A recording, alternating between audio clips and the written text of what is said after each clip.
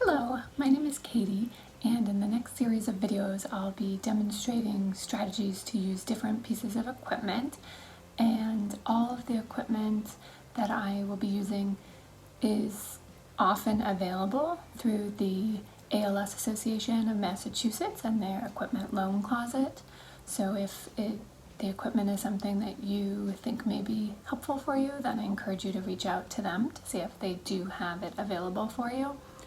And the information provided in the videos by no means replaces any medical advice, and if you are interested in using any of the equipment, we recommend that you reach out to your physician, your physical and occupational therapist, to make sure that that equipment is the right equipment for you, the safest equipment for you, and then for them to arrange for you to have appropriate training to make sure that you're using it correctly in a way that minimizes any risk of injury to you or those helping you. But we hope you find them helpful, and thank you very much for watching.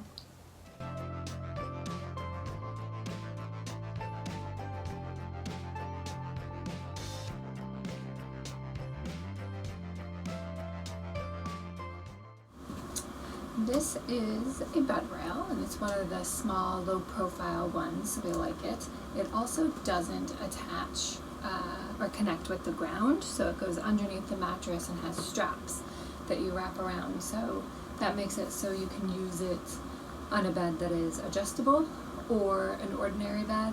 And if you're using an adjustable one, if you raise the head up, it will still continue to work because it doesn't need that contact with the ground. It's just strapped between the mattresses. So a Bedrail can be very helpful if you're having trouble moving around in bed. So if you're in bed and you're having trouble rolling to your side, if you can set it up so that the rail is opposite your stronger arm or the one that you prefer to use to roll to your side, that would be ideal. And what you can do is if you're able to bend the knee up, you can do that. I'm bending up my right knee here. You can bend up both, and that can help get your knees over to the side. But if you're not able to, you can reach your arm over and pull with this railing, which can be very helpful to get you to roll onto your side. It also then can be used to help you sit up. So I now have my legs stacked, I'm going to drop my feet off, and that's going to be pulling my hips down. And if I can, I'm going to push up here, which gives me a little more leverage to come up to a sitting position. The nice thing about this is it also can be used to help you stand. So if you just need a little more leverage rather than pushing off of a soft, squishy mattress, which doesn't give you much to push off of, this is a firm surface that you can use to then come up to standing. If you're getting back in, you want to sit nice and close to it. You can even, as you sit, stick your bum back a little bit into it so you're not too low in the bed. You may want to move this up higher if you find when you're getting in that you're just too low. But you sit right next to it. You can use it to help lower you down if you need to and keep you onto your side while you get your legs up. It can be very tricky if your trunk starts falling backwards before your legs are up.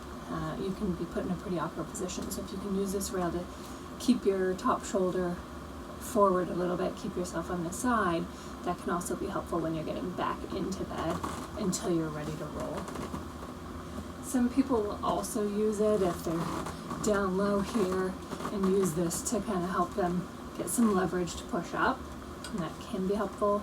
That's still pretty tricky, but I think it's most helpful in getting over onto your side, getting you pushing up if you have the strength, and then once again, if you're sitting on the edge, give you something to push off of if you need it to come up.